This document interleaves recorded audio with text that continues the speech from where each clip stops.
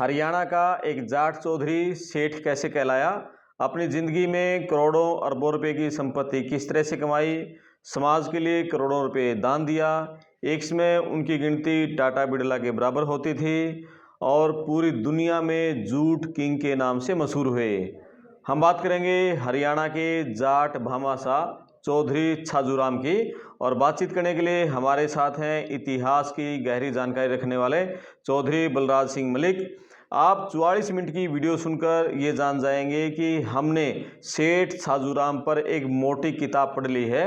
आप पूरी वीडियो को सुनना और अपने कमेंट्स करना, वीडियो को शेयर करना, चैनल को सब्सक्राइब करना। मैं आपका दोस्त करमपल। अब बात करते हैं जी। चौधरी साहब नमस्ते जी। नमस्ते जी, आपको भी और आपके प्रिय दर्शकों को भी मेरी तरफ से हार्दिक नमस्कार जी। और आपका गांव है सुल्तानपुर? हाँ, मेरा गांव उमरा सुल्तानपुर सी में। हाँ, नामों के जोड़े होते हैं गांव के। बिल्कुल बिल्कुल। तो इसी ढंग से द्वादन मेरे पिताजी हैं, द्वादन श्री हीरालाल मलिक जी। हाँ होते थे।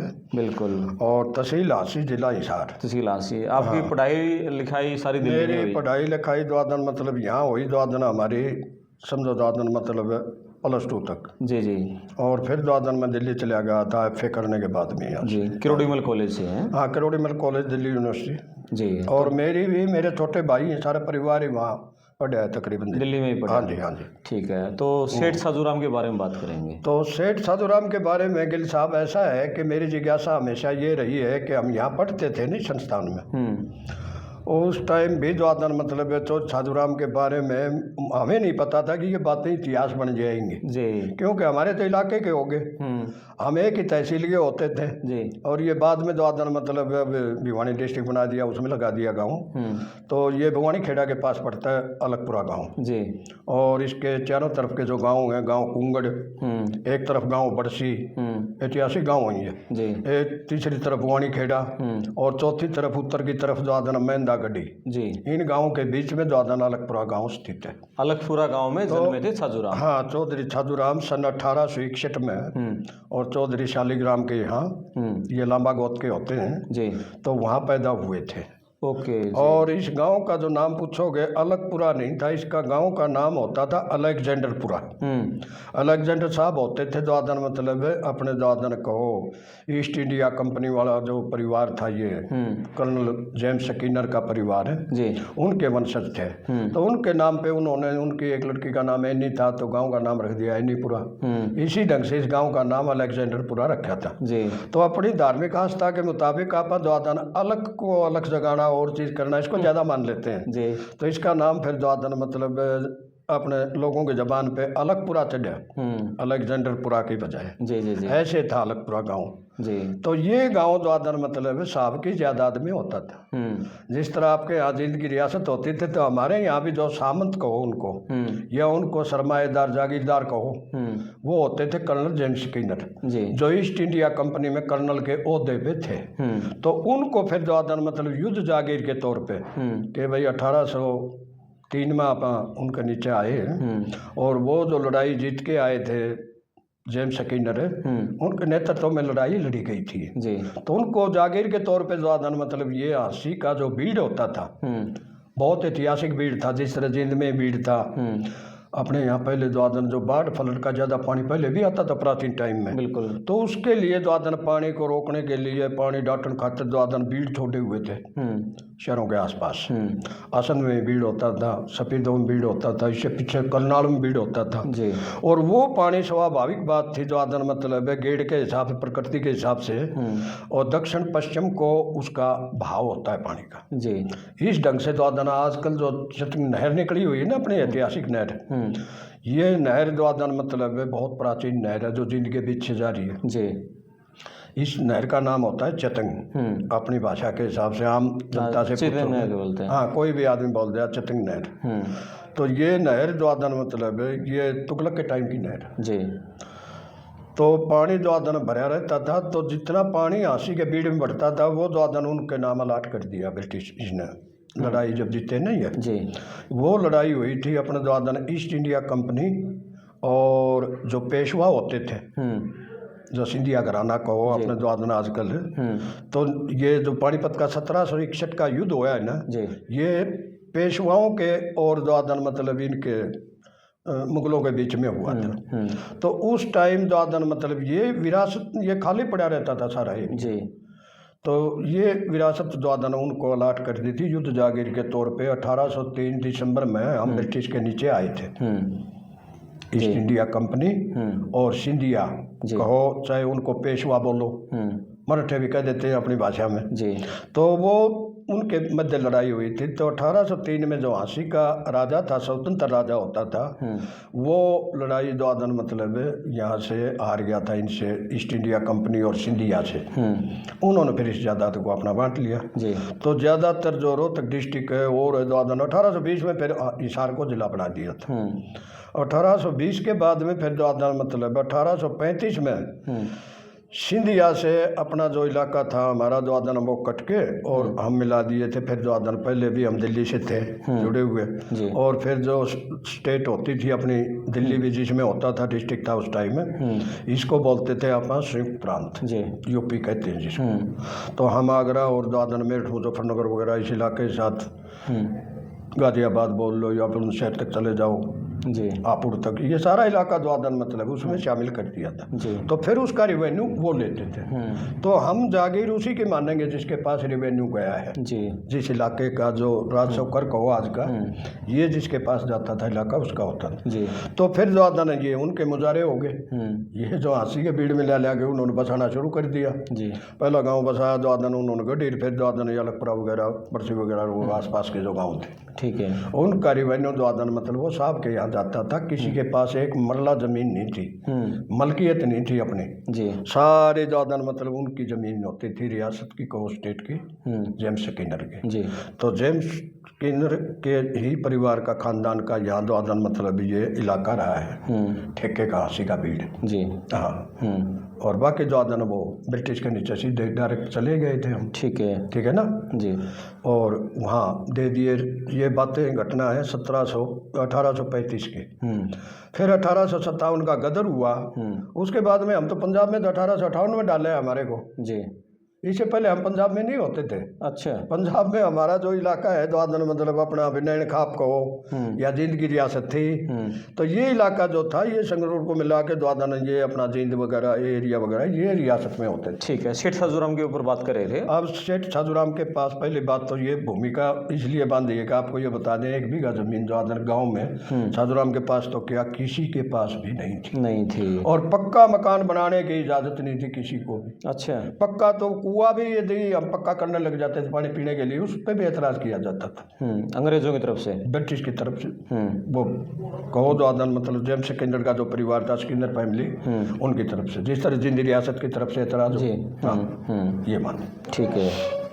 तो चौधरी साहब दादन मतलब जब थोड़े से हुए 5-7 साल के, उस टाइम प्राइमरी स्कूल सिर्फ भवानी खेड़ा में ही होता था जी। तो प्राइमरी स्कूल एजुकेशन के लिए वहाँ भेज दिया।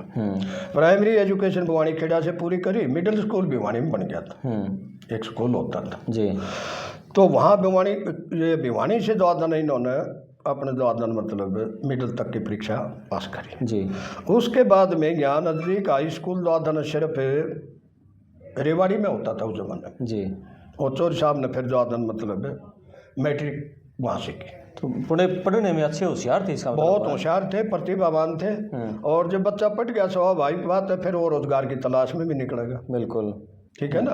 आगे यहाँ कॉलेज की तो आप कल्पना ही मत करो, दादन अपने आसपास कोई लाहौर से पहले दादन इस इलाके के अंदर कोई उनकी दिल्ली में भी नहीं थी। बिल्कुल समझे ना जी। ये एरिया दादन एजुकेशन के हिसाब से कहो पिछड़ा हुआ, और सांस्कृतिक हिसाब से कहो दादन मतलब अपना ये बहुत उन्नत रहा है हमेशा से। बिल्कुल हमारी जो संस्कृति थी, अपना कल्चर, समाज, मेल जोल और चीज़, उसका कोई मुकाबला ही नहीं जी। हाँ जी, ऐसे थी बात। ठीक है। तो फिर किसी कहाँ नौकरी की इन्होंने? तो चौधरी साहब ने फिर दादन मतलब एक अंग्रेज होते थे अपने दादन, ब्रिटिश से अधिकारी, स्टेशन मास्टर बोलते हैं आज भी उनको। आप रेलवे का जो पद होता है स्टेशन मास्टर, वो बंगाली बाबू होते थे। उनके बच्चों को चौधरी साहब दादन मतलब ट्यूशन पढ़ाने लगे जी। और फिर वो बंगाली बाबू का ट्रांसफ़र हो गया या वो चले गए दादन बंगाल वापस। ये बात वो बाबू बंगाली बाबू थे मुर्शिदाबाद के, जो किसी ज़माने में दादन मतलब बंगाल की राजधानी होती थी जी। संयुक्त बंगाल बहुत बड़ी स्टेट थी। बिल्कुल हाँ। इसी ढंग से मद्रास थी, वो भी अपने आप में स्टेट थी। या अपने कह लो उत्तर प्रदेश इस तरह है, जो मतलब अपने यहाँ भी पंजाब भी बहुत विशाल स्टेट थी, तो कम ही स्टेट होती थी अपने। तो बाबूजी वहाँ चले गए, तो फिर साजूराम को भी पीछे साथ ले गए। उनकी इंग्लिश बहुत अच्छी बताते हैं, तो इंग्लिश बहुत बढ़िया थी चौधरी साहब की, जो मतलब। और बच्चों को जब पढ़ाते थे बंगाली बाबू के, तो उन्हीं का कोई परिवार का बंदा अटप गया, कहने लगा भाई इनको तो बच्चों को हम ही पढ़ा लेंगे, 2 दिन इसको रख रखे, खाम खा खाना भी खाता है, तनख्वाह भी देनी पड़ती है। तो चौधरी साहब को 2 दिन पहले 5 रुपए देते थे ट्यूशन महीने का, और फिर 2 दिन 6 रुपए में 2 दिन ये पढ़ाते थे जी। और खाना खर्चा वहीं से चलता था, बंगाली परिवार वैसे ठीक रखता था जी। फिर वहाँ से भी छुट्टी करवा दी। अब फिर समस्या होगी कि भाई किधर जाएं, तो चौधरी साहब ने तो रेल में तो बचपन के बैठना सीख लिया था, फिर गाड़ी कलकत्ता की तरफ की पकड़ ली कि भाई सहपाठी थे कुछ लड़के, तो कलकत्ता पहुंच गए थे बढ़िया समाज के, तो उनके पास चलो। वहाँ रोजगार की तलाश में चौधरी साहब कलकत्ता पहुंच गए जी। कलकत्ता भी रोजगार नहीं लग गया। बीच में एक दफ़ा फिर आ गए यहाँ तो क्या था, अपने दीवारा टक्कर मारे, बिल्कुल वापिस फिर कलकत्ता पहुंच गए। तो वहाँ जाके चौधरी साहब ने शुरुआती तौर पे अपने पढ़ाई लिखाई के बूते अपने पत्र लिखने का काम जो ने शुरू कर दिया। ओके। और उन लोगों की वो व्यापार के मामले से कितने तेज हों, कितने इकाइयाँ हों, बाकी जो मतलब एजुकेशन के मामले में पिछड़ा हुआ ही था वो समाज जी, जिसको आप मारवाड़ी समाज बोलते हैं कलकत्ता। तो उस टाइम में जो मतलब ये बंगाल की राजधानी, ये भारत की राजधानी होती थी कलकत्ता जी। क्योंकि दर्शकों जानकारी के लिए बताऊं, दिल्ली में तो राजधानी जो अपनी ये ब्रिटिश की जो 1911-12 में आई है। ये संसद भवन बना के, या साउथ एवेन्यू, नॉर्थ एवेन्यू, ये कह लो ब्लॉक बोलते हैं ना आजकल, सेक्रेटरीट अपने जहाँ से राज चलता है, या राष्ट्रपति भवन, ये तो थोड़े दिन बरते हैं उन्होंने कोई 35-34 साल जी। इससे पहले बंगाल होती थी अपनी राजधानी कलकत्ता में। तो वहाँ तो राजधानी में तो फिर जो महानगर था, सारा सौदा था जी। आज भी कलकत्ता महानगर। चौधरी साहब ने पत्र लिखने का उनका काम शुरू कर दिया मारवाड़ी सेठों का। कोई 5 पैसे चिट्ठी, किसी की 10 पैसे चिट्ठी, जिस तरह अपने पोस्ट कार्ड होते हैं या अंतर्देशीय पत्र होते हैं, इस ढंग से वो लिखते लिखते चौधरी साहब को तो मतलब काफ़ी इस चीज़ का भी ज्ञान हो गया। जो चीज़ें आप व्यवहार में रहेंगे, जिस चीज़ के उनकी जानकारी भी हो जाती है, तो व्यापार के भी थोड़े थोड़े कायदों का, बात का, मंदा का, तेजी का और चीज़ का पता चलने लग गया। तो फिर उनके मित्रों ने सलाह दी कि भाई ये कारोबार थोड़ा बढ़ाना चाहता है, इससे गुजारा नहीं होता, तो अपना जो मतलब है दलाली का काम शुरू कर दे जी, कमीशन एजेंट का। वह किस चीज़ का करें, करने लगे जो मतलब बारदाना जो है अपने बंगाल के अंदर जो अपने पटसन बहुत होता है, बिल्कुल। और पटसन से जूट जो बनता है ज़्यादा, अपने बोरी कट्टे और अब भी होता है पटसन वहाँ। हाँ, काफ़ी अच्छा कमाल की बात। आपकी जानकारी के लिए बताऊँ, खाद्यान्न के मामले में जी हरियाणा, पंजाब, राज्य और अनाज के भंडार भर दिया, और एक स्टेट के हिसाब से जो अनाज भी बंगाल पैदावार में सबसे उत्तम। अच्छा, और क्या। कृष्ण के पास सुदामा गया था, उस टाइम भी चावल ले गया था, अपने इतिहास में लिखा हुआ ये चीज जी। और ये सुदामा द्वारा गुआर ले गया था वो, बिल्कुल। हाँ, अपना तो बहुत पिछड़ा हुआ एरिया था बंगाल को देखते हुए, बंगाल तो बहुत उन्नत स्टेट रही है ऐतिहासिक हिसाब से। चावल उस जमाने में वहाँ पैदा होता है, बिल्कुल। और भारत 77-78 में भी था, रिश्तेदारी में जाके पौध लगने लगी, बिल्कुल। तो वहाँ मतलब चौधरी साहब ने पत्र लिखने शुरू कर दिए, वो जानकारी होगी। उधर से ज्यादा मतलब पत्र जहाँ बैठ के लिखते थे, पेड़िया में एक मोड़ लगा करता जीने में, उसने पेड़ा बोल दिया, हाई भी वो आप बीच में पड़ा है वो, हाँ। उसके ऊपर बोरी बिछा के द्वादन या दरी बिछा के द्वादन मतलब फिर वहाँ से वो पत्र लिखने का काम करते थे। वो उनका ऑफिस कह लो, वह उनकी गद्दी कह लो जी, ठीक है ना। और फिर द्वादन दलाली का काम थोड़ा बहुत चल निकला, तो थोड़ी बहुत और ज़्यादा आमदनी होने लगी। फिर अपने द्वादन मतलब चौधरी साहब को जहाँ खाना खाते थे, वो सामने एक ढाबा होता था पंडित जी का जी। और पंडित जी ने कहा एक दिन द्वादन मतलब है कि भाई साधुराम, तो यहाँ खाना खाता है तो ये सम्भ्रांत वर्ग के जो लोग हैं, ये तेरा बुरा माने इस चीज़ का कि भाई ये तो उस जाति से नहीं, हमारी जाति की तरह, हमारे वर्ग से, नीचे वर्ग से। बड़ा दुखी मन से पंडित जी ने ये बात बताई साधुराम को। कहने लगे कोई बात नहीं पंडित जी, आप अपना काम ठप ना करो। बोले ये धमकी देते हैं भाई, ये लड़का यहाँ खाना खाएगा तो हम यहाँ खाना नहीं खाएंगे। कहने लगे पंडित जी आप अपना काम चालू रखो, द्वादन मतलब मैं तो और कहीं द्वादन मतलब रेडी फुटपाथ पर कहीं भी बैठ के खा लूंगा रोटी जी। हाँ। और जब चोर साहब द्वादन मतलब अच्छे ब्योत में आ गए, हिंदुस्तान के सेठों में गिनती होगी और पंडित जी की पेंशन करी उन्होंने। हाँ, पंडित जी की 5 रुपए से पेंशन शुरू करी थी और वो 25 रुपए तक द्वादन पेंशन उसकी सैलरी चली गई थी जी। कि इस व्यक्ति ने मेरे को द्वादन सच्चाई बताई, अच्छी बात बताई, बड़ा मेल रहा आपस में। तो धीरे धीरे पटसन के बड़े कारोबारी बने। बड़े कारोबारी क्या जूट किंग कुआए दुनिया के जी, भारत के नहीं। इनके तो कारोबार द्वादन यूरोप से चलते थे। कैसे किया उन्होंने इतना बड़ा काम? फिर द्वादन मतलब उन्होंने मिट्टी की तरफ भी हाथ डाल दिया तो गिल साहब द्वादन वो भी सोना चांदी नहीं तो पित्तल तांबा बन के जरूर बॉडी। बिल्कुल। उनकी मैसेज होती थी, दूसरी शादी हुई थी चोर साहब की, पहली पत्नी का नाम भी दाखा देवी था, फिर दूसरी का भी दाखा देवी। वो दाखा का नाम फिर बदल के द्वादन लक्ष्मी देवी कर दिया। जो उनके स्टाफ के आदमी होते थे ना आपकी तरह गुलशाने आदमी, तो एक पंडित शेडुमल होते थे, उनके हेड मुनीम द्वादन जो सारी जिंदगी द्वादन वही परिवार चले, वो भी वहीं से होते थे। पर उन्होंने फिर द्वादन उसको शुभ मान के चोर साहब को राय दी कि इसका नाम शेडुमल ने कहा लक्ष्मी देवी तरना चाहिए, अपना अपनी बॉडी है। जिस तरह आप कोई छोरो ने ब्याह लिया ने और कोई बहू शुभ मान लिया आप, या कोई आप द्वादन कोई भी चीज को शुभ मान लिया, पशुआ लाभ हो जाए, लोह हो जाए और चीज फसल में हो जाए, उनको शुभ मान के लक्ष्मी देवी नाम रखे उनका। ठीक है ना। और वहीं द्वादन चौधरी साहब जमीन पे बैठ के खाना खाते थे, घर का बना हुआ खाना खाते थे जी। और चौधरी साहब शुद्ध शाकाहारी थे। चौधरी साहब कलकत्ता आर्य समाज के प्रधान होते थे जी। और उनका बेटा ब्याह लिया मैडम में अंग्रेज, हाँ अंग्रेज, जो बड़ा लड़का था छादूराम का, उनका नाम था ये जो चोर साहब हमारे यहाँ से MLC भी रहे 2 बार, बड़ा बेटा द्वादन वो में ब्याह लिया। चोर साहब नारी समाज के पद से इस्तीफा दे दिया। आप कैसे पत्रकार भाई तो फिर खबर सुनिया पास से पहुँचे वो आप अधारे क्या चोर साहब आप नारी विरोधी हैं? कहने लगा नहीं भाई मैं नारी विरोधी नहीं हूँ। ये जो दुर्व्यसन है ना वहाँ द्वादन शराब पीने की या सिगरेट पीने की और चीज़ की मैं उन आदतों के खिलाफ हूँ, इसलिए मेरी जमीन नहीं मानती द्वादन मतलब मैं इस पद के ऊपर हूँ जी। हाँ, ये घटना हुई है चीज। ऐसे संस्कारी आदमी थे। जब वो गांव के अंदर आते थे, पीके चौधरी तुम का पोता है। हाँ, हमने आमने सामने चुनाव लड़ाया विधायक का। अच्छा। हाँ, मेरे मिसेज के पास लोकदल का टिकट होता था, चोर साहब BJP का टिकट होता था जी। हाँ, मेरे मित्र थे।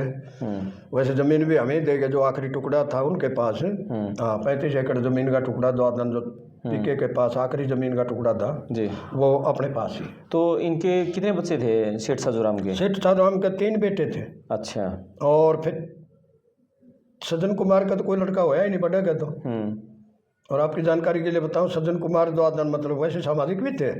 वो मैम फिर द्वादन मतलब तलाक दे के इनको और अपना हिस्सा लेके द्वादन बेटी वहाँ चली गई थी लंदन। काफ़ी मोटा पैसा ले गई थी। हाँ, तो ज़्यादा तो जितनी होगी तो मोटा परिवार तो था ही, इसमें क्या शक है।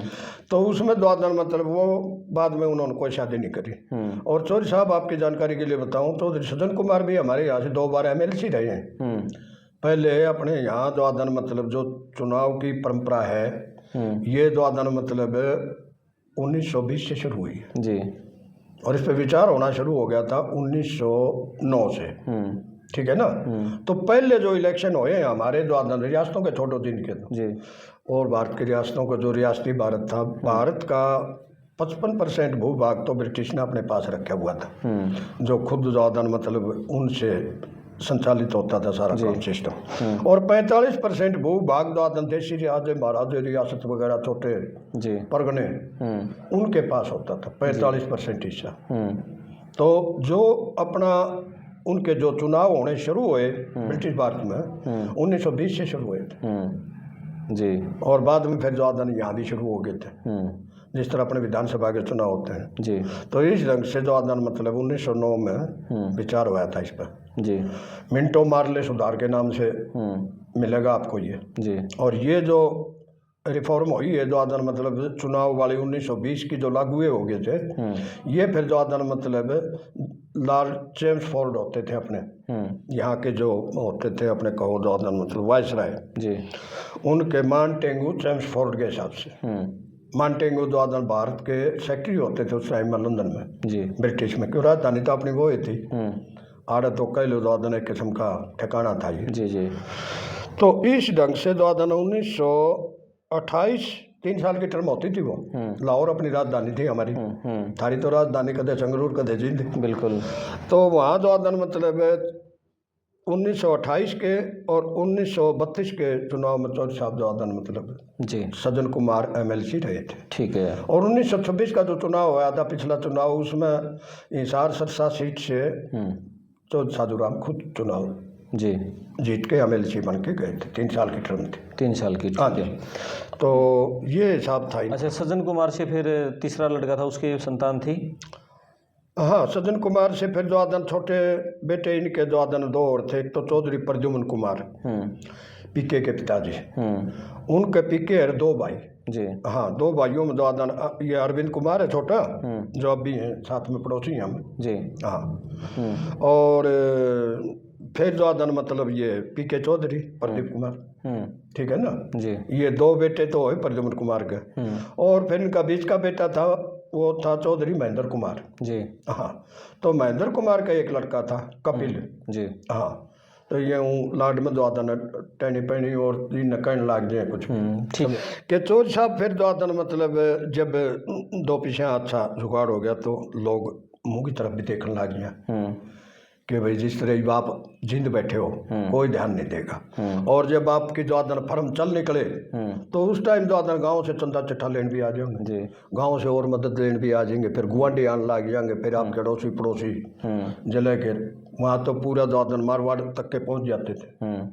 चौधरी साहब का जब गेड़ा होया जी अच्छा, तो उस टाइम जो आदन मतलब उम्मीद जिसे करने लग गए कोई चौधरी साहब पर जो आदन कुछ न कुछ वो भी देने लग गए, स्वेच्छा से भी देने लग गए जी। तो उन्होंने अपने जो आदन शुरू में तो गांव में कुआं बनवाया अपने समझो पानी पीने के लिए। वो कुआं पक्का करवाने की खातिर जो आदन तब भी अंग्रेजों ने एतराज करा। फिर चौधरी साहब ने अपने गाँव में कॉलेज बनाने की इच्छा जी फैक्ट्री में मेरे गांव में। इससे पहले चौधरी साहब ने जो आदन में भूल गया, जो आदन मतलब कई बार भूल जाते हैं चीजें, पक्का मकान बनाने की कोशिश करी गांव में जी। जो ब्रिटिश वालों कति जो आदन स्वीकार नहीं थी ये चीज। ऐसा तो हो ही नहीं सकता, हमारी मलकियत में है और ये पक्की ईंट कैसे चेपेगा, कैसे बनाओगा। और गांव के अंदर सिर्फ जो आदन एक बैठक होती थी चौधरी डूंगर सिंह की, जिनके बेटे बाद में चल के विधायक बने, जो आदन मतलब चौधरी लाजपत राय हमारे हाँसी हल्के से पहले विधायक थे जी। तो वो बैठक जो आदन मतलब ये आपस में जो आदन मतलब मामा फूफी का परिवार होया करता है, उनको मामा नाना बोलते थे जी। उसके अलावा चौधरी साहब ने जब जो आदन विचार रखा कि मैं पक्का मकान बनाऊं, तो नहीं बनाने दिया।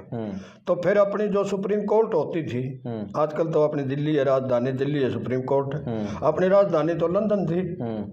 और लंदन में प्रिवी काउंसिल से केस जीत के चौधरी साहब केस लड़के कि मैं बहुत बड़ा इनकम टैक्स पेई हूँ और समाज में मेरी प्रतिष्ठा है और फिर मुझे दादन पक्का मकान बनाने की इजाज़त नहीं। तो फिर उनको दादन पक्की ईंट चेपन दी जी। जबकि जगह भी तो डूंगर सिंह ने गाँव वाले प्रोवाइड करवाई थी, बस अपनी जगह में से काट के जगह दे रखी थी, यहाँ मकान बना लो। वहाँ फिर चौधरी साहब ने 3 मकान बनाए। एक मकान थोड़ा नीचा रखा और 2 हवेलियाँ 3 मंजिली होती थी, जो आजकल जर्जर हालत में खड़ी हैं। तो खड़ी हैं? हाँ बिल्कुल, कभी आओगे दिखा के लाओ जी। और फिर जो आदन मतलब अपने लिए रिहाइश के लिए बाद में शेखपुरा कोठी बोलते हैं उसको, आजकल टूरिज्म में पास करवा रखी है, वो अपने हाँसी बनाई। वो हाँसी तब बनाई जब उनके पास तो पहले तो ज़मीन नहीं थी। फिर उन्होंने बेहता पीछा शेखपुरा गाँव की जितनी ज़मीन है जी, कोई 1000 बीघे जमीन है, यहाँ आजकल 4 गांव बसते हैं उस जमीन में जी। जो हाँसी के बिल्कुल दादन मतलब आज भी किनारे के ऊपर कह लो। तो शेखपुरा गांव, चदरपुर की डाणी, सोबा की डाणी और केंदुपुर की डाणी जी, 3 डाणी लगा लो और वो लगा लो। वो खरीदे, वहाँ मकान बनाया जी। कॉलेज वो बनाने कहाँ दे थे, और कॉलेज के लिए दुर्भाग्य की बात यह है कि हमारे गुआंढ वालों ने भी जमीन नहीं दी, क्योंकि कॉलेज तो हमारे काम आओगा और हमें ये पढ़ाई या फायदा हमें ही होगा इस चीज़ का जी। वो भी नहीं बना दी। और बाद में चल के चौधरी साहब ने जो हिसार आजकल जाट संस्था है जी, बहुत बड़ी संस्था हो चुकी है, वहाँ जाट हाई स्कूल दादन मतलब बनाया जी। वो सारा हमें तो ये कहते थे कि रुपया देना, सारा साधुराम का जी। आपको हमें तो ये कहते थे कि रुपया दिल्ली 5 रुपये 10 रुपये 2 रुपये जिसे भी लाए जाते हो शामिल हो तुम इसमें जी। शादी बनो ताकि न्यू मेरे में हमारी संस्था है ये। तो चौधरी साहब ने बनाया था पूरा का पूरा खर्चा सारा 3.5 लाख के करीब द्वादन उस जमाने में खर्चा आया था उस स्कूल का, समझे ना। तो ये रोहतक वाली जो जाट संस्था ये भी ये जाट संस्था 1913 में द्वादन बन चुका था, वो 26 में बनाया 1926 में। ओके। रोहतक वाली जो जाट संस्था बनी है तो तकरीबन द्वादन चौधरी साहब का ही द्वादन मतलब बड़ा योगदान था जी। जिस टाइम चौधरी साहब ने द्वादन चंदा दिया 61,000 रुपये, उस टाइम पूरी लिस्ट द्वादन चंदे की देखी जाए तो 2,500 में उसमें 2,500 रुपये की कलम सबसे बड़ी थी रोहतक जिले की। एक चौधरी साहब होते थे मातनेल गाँव से जी, समझे ना, चौधरी कन्हैया सिंह, उनके नाम की कलम थी 2,500 की, और चौधरी साहब की बनी फिर 61,000 रुपये की कलम जी। ये 1913 की बात है जब रुपया कनाल जमीन हो दिनेरी जमीन बिरानी तो पूछे कौन था, ठीक है ना। बिल्कुल। उस जमाने में द्वादन चौधरी साहब ने वो कलम दी। और फिर वो जो बच्चे खेलने के लिए या बच्चों के पढ़ाई में जो बच्चे अच्छे मेधावी होते थे उनके भी द्वादन वजीफे दिए, और बाद में भी संस्था में आते रहे जाते रहे, कई दफा चंदा दिया जी, एक बार की बात नहीं है। और उसमें नहीं दिया फिर द्वादन उन्होंने एजुकेशन के लिए द्वादन मतलब यहाँ जिन में दिया, आगे द्वादन मेरठ मुजफ्फरनगर जी, आगे द्वादन मतलब मोदी नगर, या आप द्वादन मतलब चले जाओ बागपत जी, या फिर द्वादन मतलब जहाँ जहाँ भी आपकी जो संस्था थी कम्युनिटी की, हरिद्वार में बनाए द्वादन स्कूल जी, वहाँ भी द्वादन चंदा चौधरी साहब ने। सेठ साजूराम का और छोटूराम का किस तरह से मिलन हुआ था? इनका मिलन ऐसे हुआ कि वो उनको धर्मपिता मानते थे अपना जी। ये हुक्का पीने की आदत थी दोनों को जी। हाँ, वैसे तो आर्य समाजी थे, बाकी थोड़ा सा अपने सामाजिक हिसाब से 2 घूंटों को ही मार लिया करते जी। तो ये जा रहे थे दोनों गाजियाबाद जो जंक्शन है ये पुराना ही है जी, तो उस रेलवे स्टेशन पे द्वादन मतलब है चौधरी छोटूराम ओक्टे भर रहे थे अपने, छोटा हुक्के को ओक्टे बोलते हैं अपने भाषा में, और चौधरी साहब को भी हुक्का पीने की आदत थी। और गाड़ियों में टाइम होता था घंटे का 2 घंटा 4 घंटे द्वादन बबुआ गाड़ी आओगे उसमें उसकी सवारी बदली होंगे उसमें उसकी होंगे, गाड़ी बदली बोलते थे उनको जी। तो मेरठ की तरफ जाना था और दोनों ने द्वादन मतलब वो गाड़ी में भी इकट्ठे गए। फिर गाजियाबाद स्टेशन पर चौधरी साहब, तो चौधरी साहब का बिस्तर लगा दिया, नौकर चाकर साथ होता था स्टाफ पूरा साधुराम का गाजियाबाद रेलवे स्टेशन पे जी। और उस टाइम में चौधरी साहब द्वादन पढ़ाई के लिए दाखिले के लिए द्वादन एफए तो कर ली थी, और आगे द्वादन पढ़ाई के लिए कॉलेज के लिए द्वादन जाना चाहते थे अपने आगरा नहीं लाहौर था उस टाइम द्वादन एजुकेशन हब जी। तो फिर द्वादन मतलब ओक्टी पीते देख के नर उन्होंने पूछा भाई द्वादन मतलब बेटे कहाँ से हो? कि जी मैं तो रोहतक जिले से हूँ, सांपला गढ़ी गाँव है मेरा। तो क्या करते हो? बोला जी मैं पढ़ता हूँ और घर पे कौन द्वादन पढ़ाएगा, वो सारा टोटल नफे का भी रोड होकर बदलिए चाल आगे चीज ये फायदा होकर का यू फायदा था इसने न्यारा चलता न्यारा और कोई फायदा कौन देखे मन। तो सारी बातें चली, घर के हालात बताए और चीज़ बताए, तो चौधरी साहब ने द्वादन उनकी बातों से बड़े प्रभावित है कि बड़ा सियाना बालक है और ये तो पढ़ सके है भाई द्वादन। कहने लगा बेटे यदि संस्कृत को अपना सब्जेक्ट लेके चले तो मैं फीस दे दूँ आपको। कहने लगे बाबू जी कोई बात नहीं, जैसा कहोगे वैसा कर लेंगे जी। मेरठ तक भी बतलाते गए गाड़ी में भी। तो फिर द्वादन मतलब है दिल्ली सेंट स्टीफन कॉलेज है, काफ़ी प्रतिष्ठित कॉलेज है पुराने टाइम का जी। वहाँ पे द्वादन चौधरी साहब ने एंग्लो संस्कृत के हिसाब से द्वादन में ग्रेजुएशन करी जी, ठीक है ना। तो उन्होंने पढ़ाए तो वो उनको अपना धर्मपिता मानते थे, चाहे चुनाव लड़े चौधरी साहब ने, चाहे उनके राजनीतिक चंदे थे, चाहे रोहतक वाली नीली कोठी है जी उनके आवास के लिए भी चौधरी साहब ने द्वादन मतलब सारा साधुराम ने ही खर्चा उठाया जी। और छोटूराम को तो जितनी सैलरी मिलती थी वो आपकी जानकारी के लिए बताऊं, वो भी ये अपने चंद्राम जी से बच्चे होते थे उस टाइम पढ़ने वाले शाने बालक द्वादन मतलब उन कि उसमें वजीफा दे दिया करते हो तो जी, उनके कपड़ों के लिए दे देते थे, उनके खर्चम दे देते थे उस मद में बिल्कुल हाँ। उनका खर्चा पे द्वादन चौधरी साधुराम चलाते थे जी। रोहतक वाला जो आवास है द्वादन नीली कोठी जहाँ आजकल चौधरी वीरेंद्र सिंह रह रहे हैं उसमें ये उनके देवते हैं सगे जी। कि चौधरी साहब के पास लड़का तो कोई था नहीं, तो वो वहाँ मतलब वो कोठी भी द्वादन मतलब उन्होंने बनाई थी जी। साधुराम ने, उनका रेस्ट हाउस होता था जी। और जो मैं बता रहा था भिवानी से पंडित छेडूमल जो इनके हेड मुनीम, वो वहाँ कोठी पे आए हुए थे रोहतक जी। और चौधरी साहब लस्सी के साथ घुट के प्याज के साथ रोटी खाने लग रहे थे छोटा। ये बात उन्होंने जाके द्वादन मतलब वहाँ बताई कलकत्ता पंडित छेडूमल ने। वो उनका काफी द्वादन आदर करते थे। वो कहने लगे ऐसी बात है, हाँ इस कोठी के कागज द्वादन मतलब छोटूराम का नाम करवाते जी। हाँ ये मेरा बेटा है द्वादन ने तो सारी जिंदगी ईंट नीचे सिकेगा द्वादन, उसकी तो सैलरी पैदरी सारी असल तो है मामूली, और वो वहाँ चली जाती है इस चीज़ की जी। और वो भ्रष्टाचार तो क्या का फैलाव होता है, ऐसे परोपकारी आदमी द्वादन राजनीति में होते थे बिल्कुल, समझे ना, जो वह सारी जिंदगी नहीं बना सकता ये जी। हाँ ये चप्पी चपाई ईंट दे देंगे जी। तो नीली कोठी के नाम से वो मशहूर है रोहतक जी। और क्रांतिकारी भी बड़े दिलेर थे सेठ साधुराम जी। नहीं तो साधुराम दिलेर थे, हाँ वो दुर्गा भाभी को अंग्रेजों बिल्कुल हाँ अपने घर पर रुकाया उन्होंने। टाइम की बात है जब लाला लाजपत राय की हत्या बदला लेने के लिए द्वादन क्रांतिकारी वहाँ सैंडर्स की हत्या करके आए, तो छुपने के लिए द्वादन मतलब वो गुप्त वेश में कह लो अंग्रेजों के वेश में निकले वो जी। तो दुर्गा भाभी ने द्वादन मतलब उनके साथ उनकी संगिनी का रोल कराया और वो कलकत्ता लेके गई थी जी। और इनके आवास पे द्वादन ने 1.5-2 महीने द्वादन मतलब हुआ। तो साहब ये क्या नाम है अपने भगत सिंह कि भाई इससे सुरक्षित ठिकाना और नहीं हो सकता बिल्कुल, और इनसे प्रभावशाली आदमी आज के दिन कोई है नहीं। तो कलकत्ते के अंदर द्वादन वो भी रहे वहाँ जी। फिर सन 1927-28 में नेताजी सुभाष चंद्र बोस द्वादन राजनीति के चंदे के लिए यहाँ गए, उनको भी चंदा देते थे जी। फिर द्वादन मतलब आप कहोगे महात्मा गांधी 1930 में राजनीतिक चंदे के लिए द्वादन वहाँ गए। तो उस टाइम आपकी जानकारी के लिए बताओ इनको सेठ क्यों बोला जाता है। चौधरी साहब की कलम थी वहाँ उस जमाने में द्वादन 11,000 रुपए की कलकत्ता में जी। और फिर द्वादन मतलब बिरला जी के यहाँ रुके हुए थे महात्मा गांधी।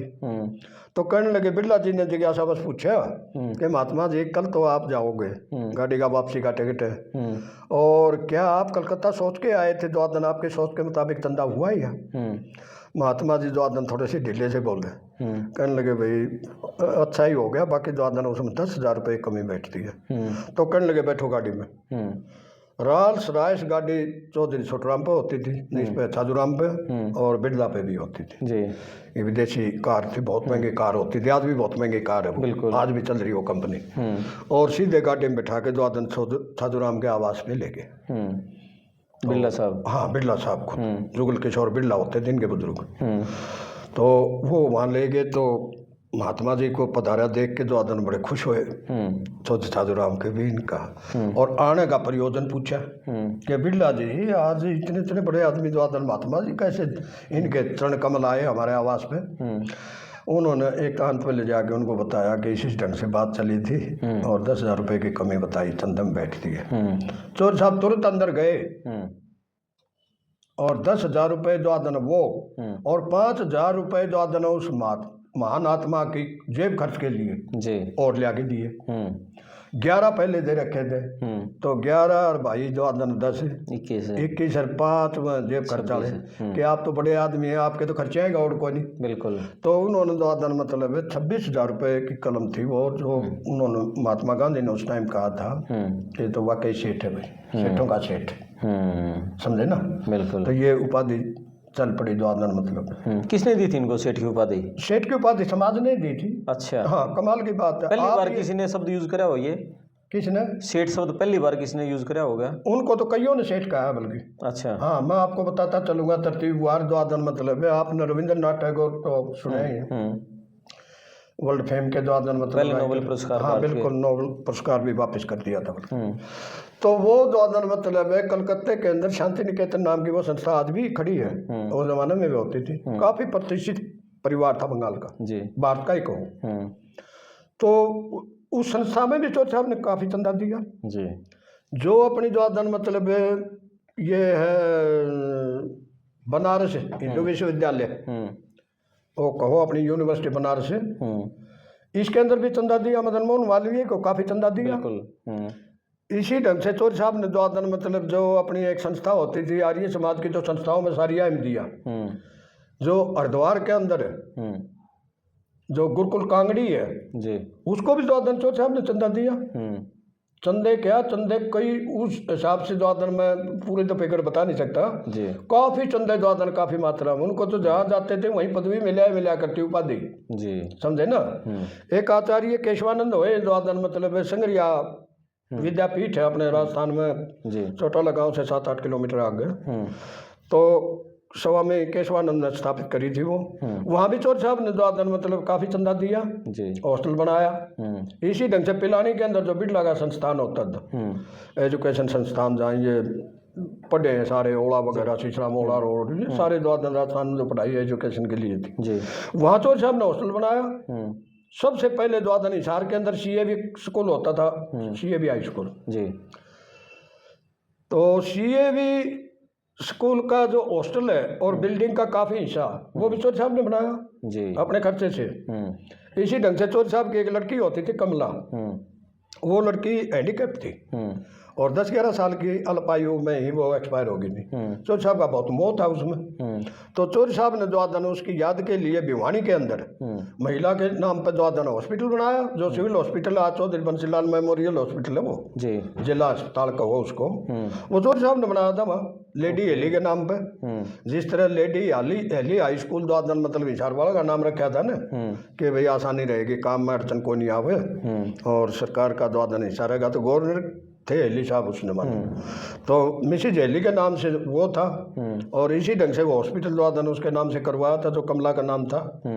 और बाद में फिर द्वादन चौधरी साहब ने चलाया। उस हॉस्पिटल के बनाने में उस जमाने में 75,000 रुपये खर्चा आया था और 3 लाख रुपए द्वादन उसका संचालन के लिए द्वादन आगे डॉक्टरों का, स्टाफ का, द्वादन नर्स का या और स्टाफ का द्वादन खर्चा चलाने के लिए जी 3 लाख रुपए द्वादन फिक्स रखे थे उसके लिए हर साल। हाँ, हर साल उसमें जो बजट रखा था वो कि इसके खर्चे का द्वादन मतलब इससे चलता रहेगा, संचालन होता रहेगा हॉस्पिटल। बिल्कुल। और बाद में फिर द्वादन मतलब गवर्नमेंट ने अंडरटेक कर लिया वो, सिविल अस्पताल के नाम से चला जिला अस्पताल, आजकल चौधरी बंसीलाल के नाम से नई बिल्डिंग बनी है। बिल्कुल, बहुत सारी बातें आपने बता दी।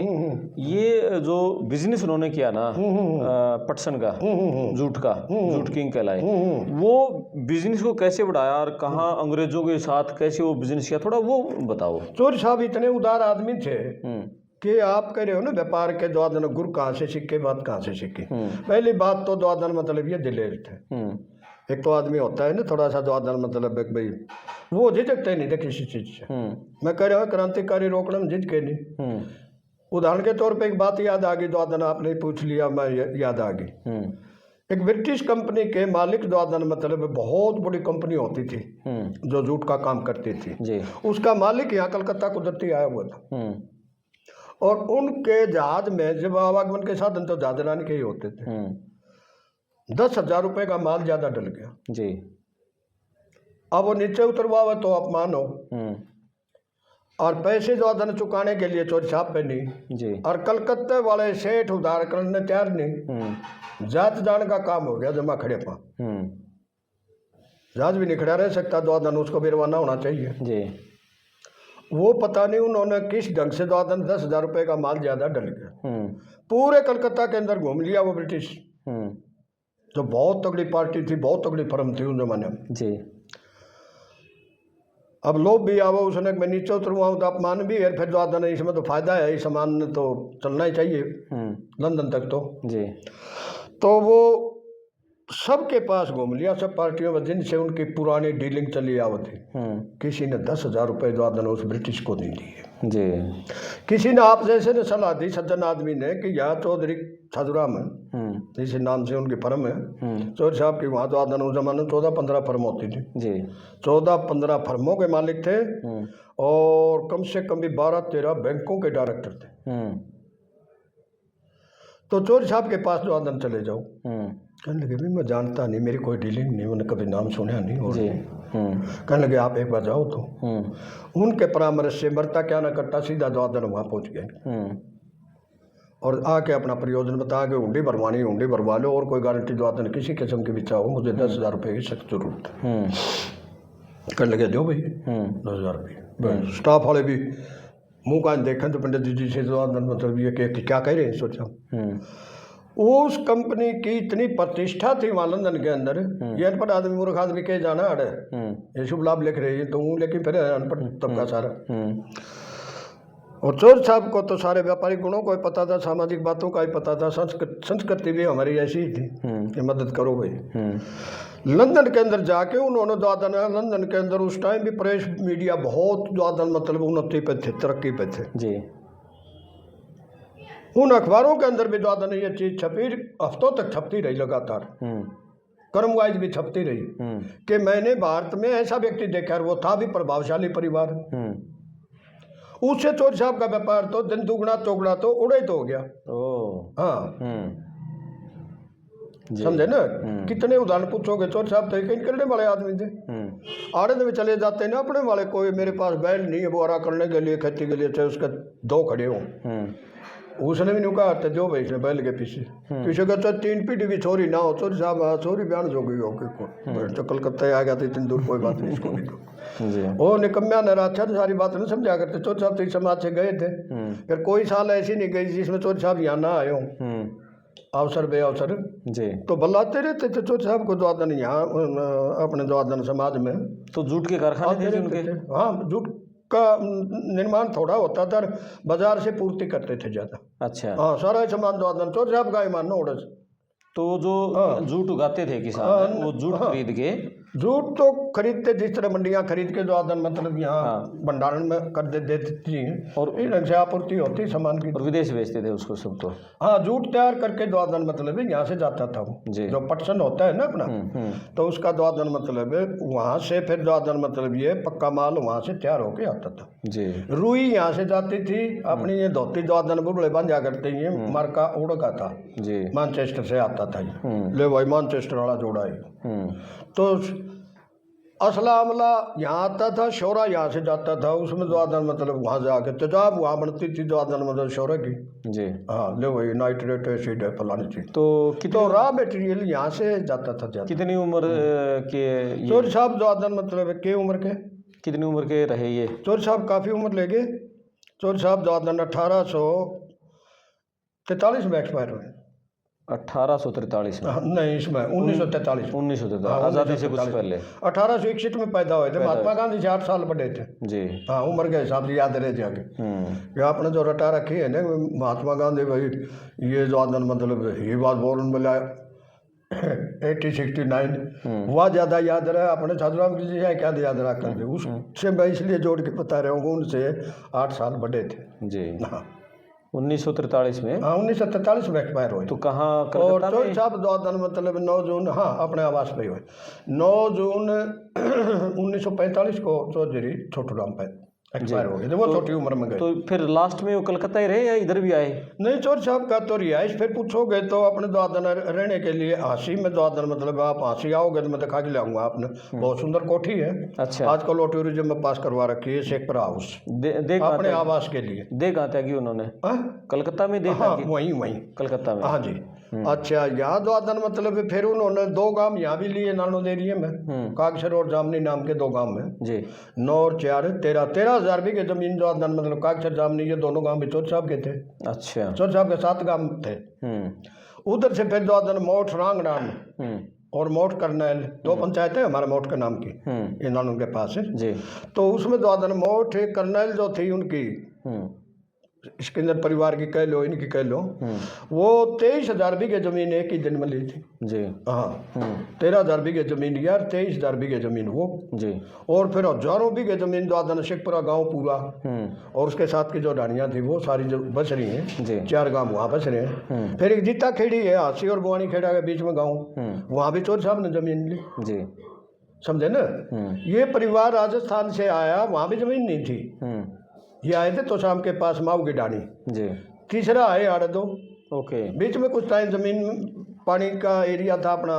कुछ साल जो आदन इनके बुजुर्ग यहाँ भी खेती कर गए नालों में जी। तो इनकी अब कौन सी पीढ़ी है और क्या कुछ कारोबार करती है? अब तो पीढ़ी को हो जो आदन मतलब है जो चौधरी छाजूराम है, छाजूराम के 3 बेटे 3 पोते फिर जी। और पोतों में से पीके चौधरी वाला लड़का बड़ी दुर्भाग्य की बात हुई जो आदन 2-1 साल पहले एक्सपायर हो लिया।